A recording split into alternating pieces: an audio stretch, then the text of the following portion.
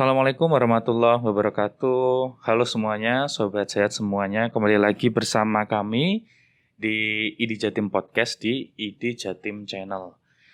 Nah, jadi alhamdulillah pagi hari ini kita sudah kedatangan narasumber yang luar biasa. Sebelumnya perkenalkan, nama saya Dr. Arya yang akan menjadi host pada sesi podcast kali ini. Nah, jadi podcast kali ini nih lumayan menarik ya bahasanya. Karena kita sedang memperingati Hari Pendengaran Sedunia yang jatuh pada tanggal 3 Maret gitu ya. Dan tentu untuk bahasan kita pada hari ini nggak jauh-jauh dari topik tersebut, yaitu tentang pentingnya menjaga kesehatan telinga. Nah, narasumber kita juga luar biasa ya, sangat ahli di bidang ini, yaitu Dr. Rosa Valerina, spesialis telinga, hidung, tenggorok, bedah kepala leher, konsultan neurotologi ya dok ya.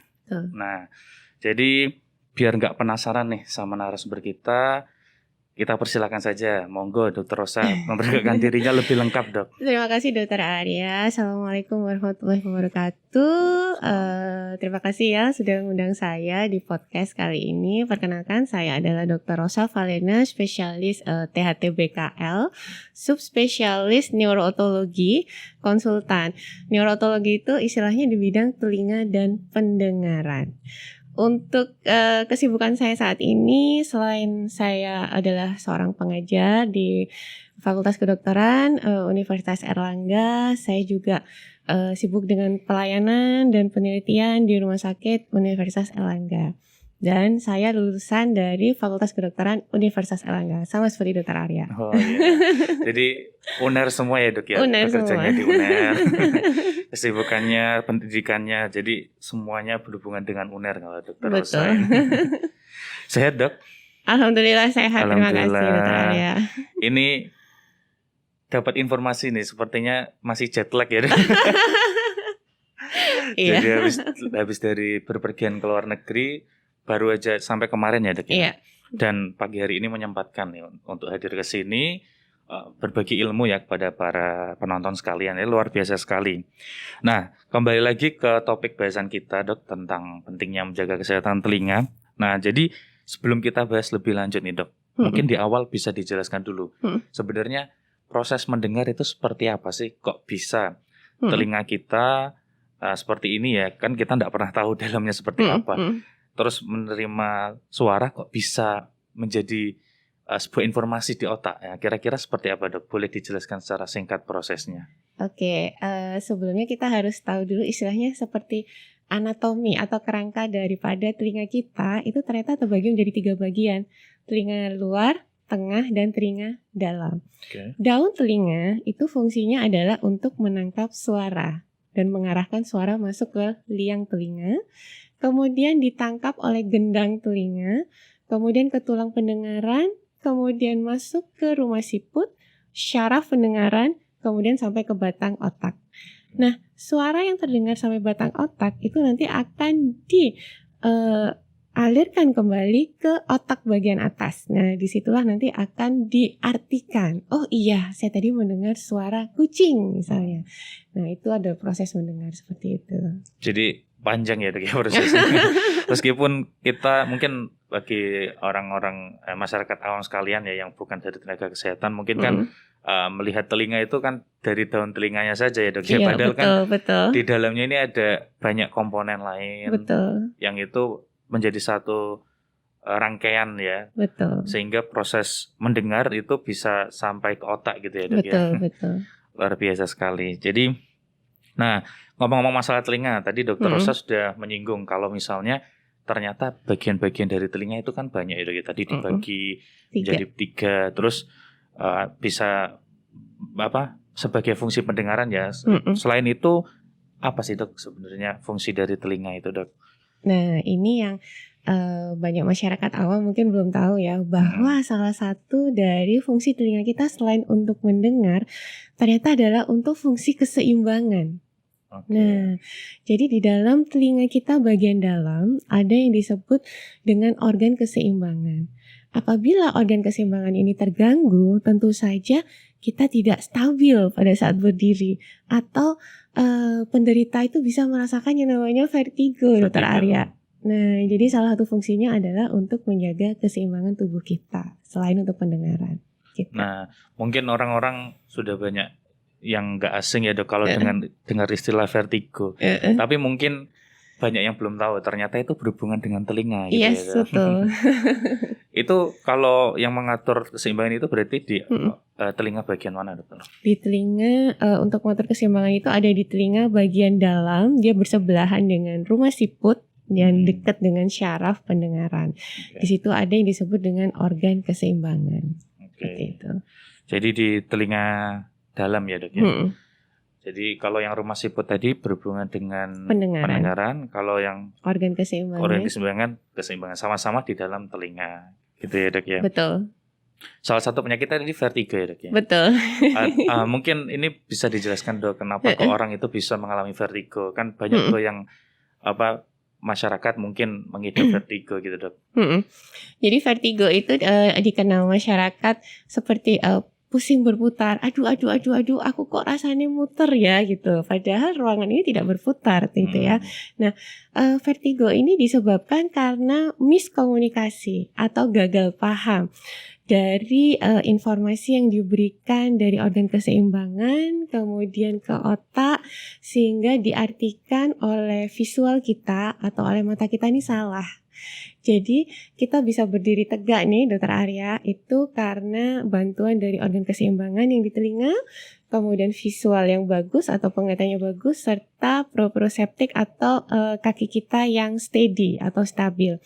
Apabila salah satu organ yang terganggu dan salah satunya adalah organ keseimbangan, dia memberikan informasi yang salah, jadi tentu saja otak akan mempersepsikannya salah. Seharusnya ruangan ini tidak berputar, tetapi karena salah persepsi itu tadi, sehingga dia bilang, kamu ini lagi berputar loh. Nah, jadi seakan-akan dia pusing berputar. Seperti itu, padahal ruangan ini tidak berputar. Jadi gangguan koordinasi dari organ-organ tersebut sehingga menyebabkan vertigo. Jadi khasnya pada vertigo itu yang berputar itu ya? Yes, betul. Karena kan orang bilangnya pusing gitu ya. Pusing ini kan banyak arti ya. Bisa yang pusingnya cenut-cenut misalnya. Tapi khasnya kalau pada vertigo itu yang pusing berputar gitu ya. Nah, kembali lagi ke topik tadi ya, pendengaran. Nah, jadi kenapa Dok pendengaran itu sangat penting Dok? Kenapa pendengaran ini penting ya? Jadi sejak dini itu istilahnya di dalam kandungan selalu kita dengungkan lah harus menjaga kandungan ini dengan baik, karena proses pembentukan daripada organ-organ telinga yang tadi saya sebutkan di awal itu kan sejak 1 bulan di dalam masa kandungan. Apabila terjadi gangguan di situ bisa menyebabkan gangguan pendengaran sejak lahir namanya atau kongenital. Kenapa pendengaran ini penting? Karena kita bisa belajar berbicara, kita bisa berbahasa, kita bisa berkomunikasi. Ada satu syaratnya, pendengarannya harus bagus. Ya kan? Nah, apabila pendengarannya tidak bagus atau terganggu, jadi otomatis akan menyebabkan si anak gangguan belajar berbicara. Si anak sehingga tidak bisa berbahasa dengan baik. Si anak atau penderita ini tentu saja akan menyebabkan gangguan komunikasi dengan sekitar. Gangguan komunikasi itu juga memberikan dampak. Contohnya adalah gangguan sosialisasi. Jadi penderita ini jadi cenderung depresi atau cenderung menyendiri karena ternyata dia tidak bisa memahami komunikasi di sekitarnya. Kemudian menurunkan tingkat kemandirian daripada si anak. Kenapa? Karena dia tidak bisa berkomunikasi dengan baik. Jadi dampaknya itu besar seperti itu. Oke, itu kalau misalnya terjadinya pada anak-anak ya Dok ya. Terus kalau misalnya pada orang dewasa seperti apa Dok? Kalau pada orang dewasa tentu saja akan berhubungan dengan sosialnya seperti sekolah ya. Kalau pada dewasa muda tentu saja prestasinya akan menurun. Kalau lebih dewasa lagi tentu saja dengan pekerjaan ya, di mana untuk prestasi bekerjanya tidak bagus seperti itu ya, sehingga akan menyebabkan ketergantungan terhadap orang besar. Kalau pada orang yang lebih tua bagaimana? Misalnya pada lansia, karena ada gangguan pendengaran akan menyebabkan gangguan sosialisasi dengan sekitar, dengan keluarganya, sehingga bisa menyebabkan penderita tersebut depresi. Nah, seperti itu. Ada tuh beberapa kasus tuh pasien saya yang sudah lansia dia sampai depresi karena gangguan pendengaran. Gitu. Oke. Jadi dari pendengaran itu ternyata dampaknya besar ya, Dok, ya? Betul. Karena kan berhubungan dengan komunikasi gitu ya, Iya. bahasa, terutama pada anak-anak ya, Dok ya. Iya. Jadi ketika mereka dari kecil sudah ada masalah di pendengarannya, dampaknya itu besar ke tadi deh, termasuk betul. sosialnya juga ya, Dok. Betul. Nah, jadi artinya pendengar ini penting dan harus kita jaga ya, Dok ya. Nah, betul sekali. Sekarang pertanyaan berikutnya, Dok.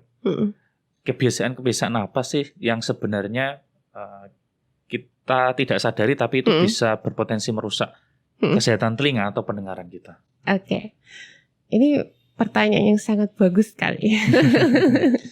Yang pertama, berarti ada beberapa banyak ya, karena ini yang pertama dulu ya. Yang pertama adalah membersihkan telinga dengan menggunakan cotton bud ya atau sejenisnya. Yang kedua, menggunakan earphone atau headset dengan musik yang menyala, dengan suara yang keras dan lama sampai berjam-jam gitu ya, berhari-hari atau dalam seharian tuh sering lah penggunaannya. Kemudian yang ketiga, sebenarnya bukan kebiasaan sih, karena tempat kerjanya di area yang bising, di area yang ramai dengan paparan suara yang keras tetapi tidak memakai alat pelindung telinga.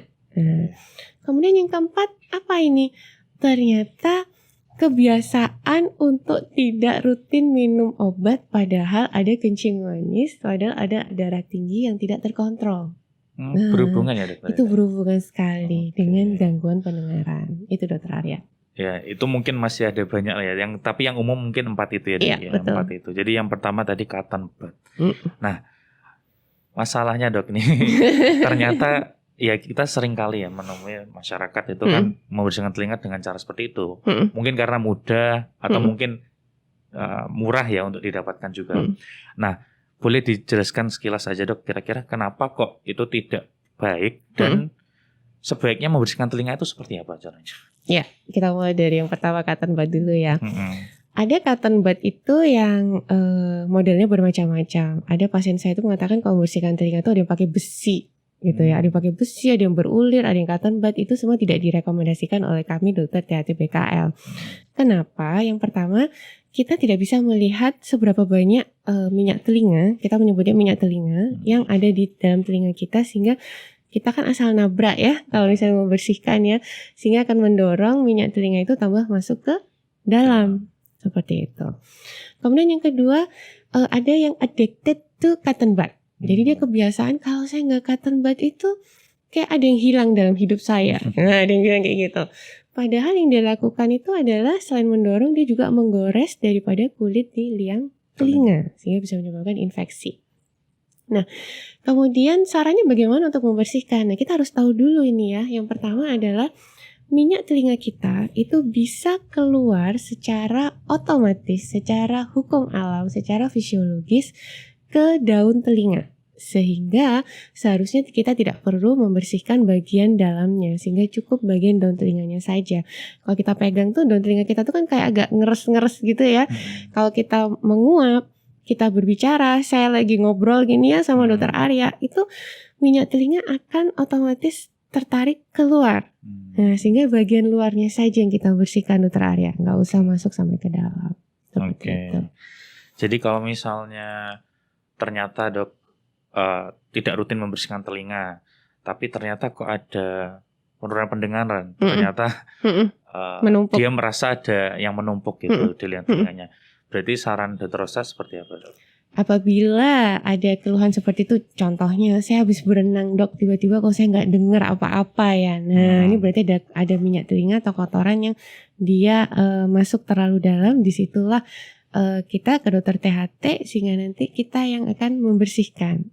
Jadi harus kita lihat secara pasti minyak telinganya itu kita bersihkan perlahan-lahan, seperti itu. Jadi jangan ini ya, Dok ya, jangan mencoba membersihkan sendiri tanpa tahu ya, Dok ya. Karena justru bisa kurang baik buat telinga tadi ya. Betul sekali. Tambah masuk, kemudian jadi gangguan pendengaran, terutama pada anak ya, liangnya masih kecil, dibersihkan orang tuanya anak saya kalau di sekolah kalau dipanggil gurunya nggak pernah noleh sih dok gitu. Begitu kita periksa, loh ternyata kotorannya numpuk nih di depan gendang telinga. Nah itu harus berhati-hati. Jadi saya sarankan setiap 6 bulan sekali lah untuk perawatan THT. Nah itu baru yang pertama ya dok ya, berhubungan dengan kebiasaan membersihkan telinga. Tapi ini memang saya rasa penting dok, karena kan banyak ya masyarakat yang masih menggunakan cara seperti itu. Betul. Nah yang kedua itu mungkin berhubungan dengan yang ketiga ya dok ya, paparan suara. Nah mungkin kalau dari kebiasaan orang menggunakan earphone atau headset itu, sama yang kedua tadi berhubungan dengan suasana atau lingkungan kerja dari paparan bising. Nah mungkin boleh dijelaskan dok dampak dari dua hal ini atau kebiasaan ini dari sehari-harinya masyarakat dengan dampaknya pada telinga. Iya. Jadi hampir sama ya untuk proses terjadinya kerusakannya untuk yang menggunakan earphone atau headset yang ada musiknya mendengarkan terlalu lama dan bekerja di tempat yang bising, itu lama-kelamaan akan menyebabkan rumah siput. Nah rumah siput itu yang tadi ada di telinga bagian dalam sama syaraf pendengarannya akan rusak. Kalau rusak diapain dok? Nggak bisa diapa-apain. Nah itu masalahnya. Jadi kalau saya menyebutkan itu istilahnya sel-sel yang ada di rumah siput sama di syaraf pendengarannya gondok. Kalau saya bilang gitu Mas Arya. Jadi gondok terus nggak mau balik. Karena dia kena paparan suara yang keras terus menerus. Jadi itu kan berhubungan dengan lifestyle ya. Jadi menggunakan headset, kemudian menggunakan earphone dengan musik gitu ya, sambil berkendara dengan suara yang terlalu kencang, itu tidak kami sarankan. Jadi kalaupun memang ingin mendengarkan musik dengan menggunakan headset atau earphone, kita sarankan volumenya maksimal 60 dan maksimal 60 menit dalam satu hari. Jadi 60-60 seperti itu. Nah ini mungkin buat biasanya ini yang sering kayak gini mungkin para mahasiswa itu atau orang-orang pekerja yang mungkin milenial gitu ya, yang mungkin suka kerjanya sambil dengerin musik. Betul. Atau mungkin mahasiswa yang belajarnya dengerin musik. Nah ini sudah disarankan oleh Dr. Rosa bahwa perlu diperhatikan kebiasaan seperti itu. Betul. Berdampak pada pendengaran, sehingga perlu diperbaiki dengan 60-60 tadi itu. Yes. 60% volume batasnya 60 menit dalam 60 menit per hari. Satu hari ya, dok, ya. Oke, nah itu. Kalau untuk yang pekerja tadi seperti apa dok? Karena kan lingkungannya kan setiap hari gitu. Ya, untuk yang pekerja tentu saja kita sarankan untuk menggunakan alat pelindung telinga. Alat pelindung telinga itu seperti yang kayak kita pakai nih. Nah, tapi tentu saja tanpa suara musik ya di dalamnya. Jadi untuk melindungi suara dari luar. Kemudian bisa yang bentuknya earplug, jadi masuk di dalam seperti itu. Kemudian jangan lupa untuk para pekerja untuk setiap paling tidak setahun sekali memeriksakan pendengarannya. Jadi supaya kita bisa cek nih ada penurunan pendengaran atau tidak. Karena biasanya mereka tuh datangnya ke kita tuh, dok saya kok nggak dengar ya. Nah kalau sudah nggak dengar ya, dia nggak dengar tuh kan istilahnya kita mau berusaha untuk mengobati kembali kan sulit dokter Arya. Jadi lebih baik kalau kita preventif, itu jauh lebih baik ya. Oke, nah jadi sudah ada tips lagi nih dok ya. Jadi earplug atau penutup telinga. Ya. Seperti ini tapi tidak ada suaranya. Betul. Justru untuk mencegah suara bisingnya itu masuk. Iya betul. Oke. Terus berikutnya, nah jadi kita tadi sudah membahas dok tentang cara orang mendengar ya, proses, terus kebiasaan apa saja yang perlu diperhatikan supaya pendengaran kita ini terjaga. Nah ini pertanyaan berikutnya dok, tanda-tanda atau gejala apa aja sih dok yang sering kali muncul yang itu menandakan bahwa seseorang itu punya masalah telinga? Oke, ya. Tanda-tanda apa saja kalau misalnya kita mulai dari telinga bagian luar itu apabila ada infeksi di telinga bagian luar, contohnya ada rasa nyeri di telinga. Kemudian kalau disentuh kok sakit, apalagi kalau ditarik gitu ya sakit. Tentu saja ada penurunan pendengaran. Kok kanan kiri nggak stereo sih? Biasanya sebelah sini kalau ngangkat telepon enak, kok sekarang jadi nggak enak. Kayak gitu. Kemudian bisa juga ditandai dengan keluarnya cairan. Entah cairan berwarna putih, entah cairan berwarna kuning, entah itu kental, entah itu encer gitu ya. Kemudian, nah jangan lupa bisa disertai dengan berdenging. Jadi ada suara-suara lain. Berdenging tuh seperti gitu ya. Atau kadang dok kayak pemeresek di dalam, kresek-kresek, ada Nah itu hati-hati kalau seperti itu. Nah gangguan pendengaran juga bisa disertai dengan adanya vertigo. Jadi tiba-tiba kok saya juga ada pusing berputar, saya juga ada gangguan pendengaran. Itu juga salah satu ada masalah pada telinga. Jadi harus berhati-hati. Oke. Nah, jadi kalau misalnya ada tanda yang seperti tadi disebutkan oleh Dr. Rosa, perlu berhati-hati dan kalau bisa ini ada yang mencari pertolongan ya. Iya, betul. Serahkan kepada ahlinya, Ya. konsultasi ke dokter spesialis THT BKL ya dok ya. Karena kan Betul. tanda-tanda itu tidak cuma untuk satu penyakit aja ya dok ya.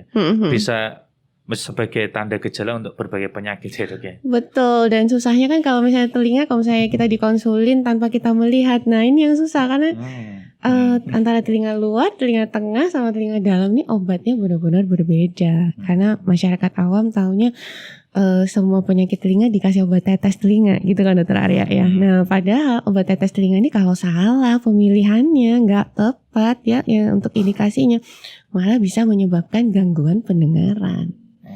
Gitu. Jadi benar-benar harus ketemu deh sama dokter THT ini gitu.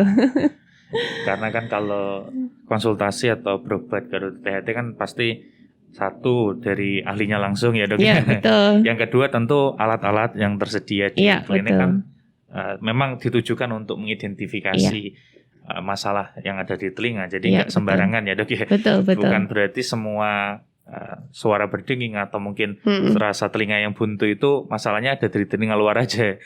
Betul. Padahal kan yang telinga tengah dan dalam kan bisa bermasalah. Betul. Sehingga perlu diidentifikasi langsung oleh dokter THT sebagai ahlinya di bidang tersebut. Betul. Nah ini kalau misalnya pada orang dewasa mungkin mudah ya dok ya kita mengenali gejala itu. Tapi kalau pada anak-anak gimana dok? Nah, mungkin ini ada pertanyaan tips yang bagus nih buat orang tua. Jadi ini juga dari pengalaman saya ya mendapati para orang tua. Jadi apalagi kalau baby ya, bayi kan juga belum bisa bilang apa yang dirasakan. Jadi biasanya mereka pertama rewel ya. Yang pertama rewel, kemudian yang kedua tangannya tuh suka gini. Jadi ke arah telinganya mana yang nggak nyaman. Entah dia gatal, entah dia mau keluar cairan, entah dia nyeri, dia pasti akan menepuk-nepuk ke arah telinga yang tidak nyaman itu tadi.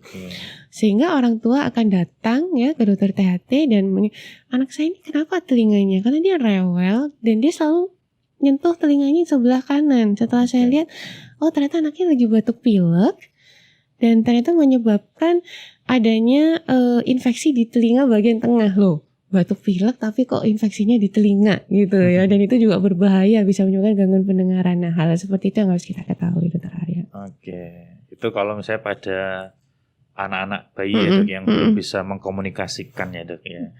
Terus kalau ini yang berhubungan dengan pendengaran sejak dini tadi dok, kira-kira tanda-tanda apa aja sih yang yang muncul ya pada anak-anak dok ketika kita curiga oh ini ada masalah di pendengaran. Oke. Gitu, ya. Itu apa kira-kira? Jadi kita kan harus mengetahui secara dini ya, sehingga yang disebut dengan screening pendengaran pada bayi baru lahir itu penting dokter Arya. Sebenarnya perlu dilakukan pada semua bayi baru lahir dengan dan tanpa faktor resiko. Tetapi di Indonesia ini masih belum menyeluruh ya. Kita perlu perhatikan adalah apabila pada si ibu dulu nih, misalnya ada riwayat TORCH. Toxoplasma, rubella, sitomegalovirus. Nah itu harus kita periksakan pendengaran bayinya sejak dini. Seperti itu, karena itu bisa mempengaruhi pendengarannya. Atau si ibu ini ternyata harus minum obat-obatan ya selain suplemen selama kehamilannya. Itu juga perlu kita periksakan untuk si anak pendengarannya.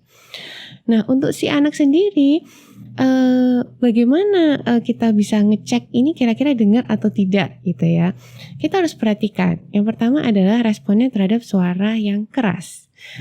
Pada bayi ya, cuman kita nggak boleh ngaget-ngagetin terus ya dokter Arya ya, itu nggak boleh. Jadi kalau misalnya pada bayi kalau ada suara keras, dia di bulan-bulan pertama dia akan mengangkat, kalau kaget dia akan mengangkat tangannya. Seperti ini gitu ya, dia akan ngangkat gini ya. Atau kalau dia lagi nyusu, dia kan tiba-tiba dia akan berkedip. Terus dia akan nyusu lagi. Nah ini tandanya dia dengar. Kemudian kita evaluasi lagi. Kalau dipanggil namanya misalnya ya setelah di atas 3 bulan, dia ada matanya itu akan melirik nggak? nyari arah suara. Itu. Ya. Di atas 6 bulan bayi ini sudah mulai bubbling atau dia ngoceh. Ya, dia ngoceh. Nah itu menandakan oke, dia mulai mengcopy ya suara-suara dari luar. Di atas 1 tahun si anak ini harus sudah bisa menyebutkan satu kata yang ada artinya. Yang paling gampang itu mama. Biasanya mama ya untuk mama. Kemudian pada saat 2 tahun tentu saja kata-kata itu sudah mulai banyak ya. Dan anak kalau dipanggil juga noleh ya, Dokter Arya ya. Kalau dia ada gangguan pendengaran dipanggil pun nggak noleh. Jadi kalau sudah nggak noleh, responnya kurang terhadap suara-suara. Nah ini harus hati-hati nih. Usia berapapun harus dibawa ke dokter THT untuk kita lakukan pemeriksaan pendengaran. Oke, nah ini informasi yang sangat penting sekali nih dan saya rasa sangat berguna dok karena kan mulai dari usia yang bayi umur 1 bulan tadi sudah bisa dilihat tanda-tandanya. Semakin bertambah usia tanda-tandanya pun bisa berbeda-beda. Betul. Berarti kalau misalnya tadi usia di atas 6 bulan kan mengoceh itu ya dok ya.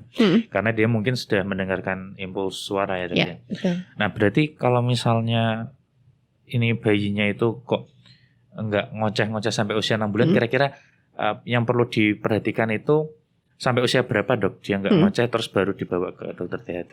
Nah jadi kalau di atas 6 bulan paling tidak sampai 9 bulan 9 lah. bulan. Itu harus segera dibawa ke dokter THT. Saya selalu menyebutkan kepada para orang tua tidak ada kata terlambat ya untuk membawa anak Anda ke kita dokter THT untuk dilakukan screening pendengaran. Misalnya ada tuh yang dibawa ke saya usia 8 tahun, ternyata ada gangguan pendengaran. Tidak terlambat, ibunya udah nangis-nangis. Oh tidak terlambat, untung ketahuan sekarang. Jadi kita bisa segera melakukan pertolongan terhadap si anak seperti itu. Oke. Ini ya, jadi selain menjaga kesehatan telinga atau pendengaran kita sendiri, mungkin sebagai orang dewasa gitu ya, atau yang sudah paham kan lebih mudah ya memperhatikan. Tapi kalau bagi para orang tua yang punya anak-anak yang masih kecil, nah itu yang juga harus diperhatikan kesehatan telinga atau pendengaran dari anak-anaknya gitu ya. Betul.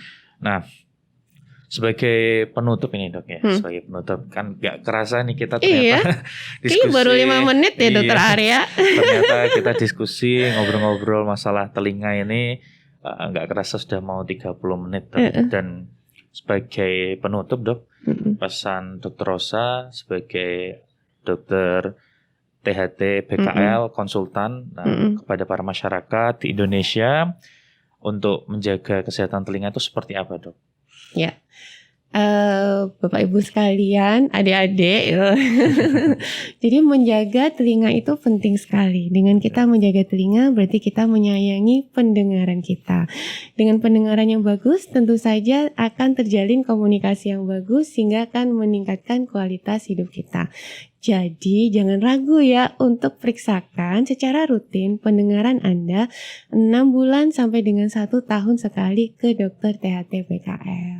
Oke, jadi sudah dijelaskan banyak ini dari Dokter Rosa, banyak hal saya rasa dari dok. Sebenarnya kalau misalnya kita diskusi lebih jauh kan waktunya akan jadi lebih panjang. Tapi insya Allah dengan waktu yang kita diskusikan sekitar 30 menit ini sudah banyak sekali informasi. Karena yang paling penting itu para penonton mengetahui dan juga menerapkan dok. Nah betul, itu yang penting. Jadi kayak tadi Dokter Rosa sudah menyarankan jangan sering-sering menggunakan earphone karena ada batasannya. Atau mungkin bagi orang yang punya diabetes atau hipertensi itu juga harus rutin berobat karena punya pengaruh pada kesehatan telinga. Nah jadi berbagai informasi tadi harapannya bisa menjadi wawasan ya yang berguna untuk para penonton, para masyarakat Indonesia dan tentu diterapkan karena ini juga memperingati Hari Pendengaran Sedunia. Betul. Ya. Oke, mungkin ada tambahan lagi dari Dokter Rosa?